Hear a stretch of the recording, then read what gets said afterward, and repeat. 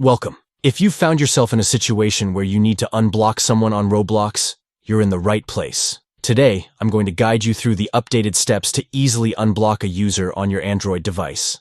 Let's get started. First, open the Roblox app on your Android device. Take a moment to navigate to your home screen and tap on the app icon to launch it. Once you're in, you'll want to look at the bottom right corner of your screen for the three dots icon. This is your entry point to more options. Just tap on it. Now that you've tapped the three dots, a menu will pop up.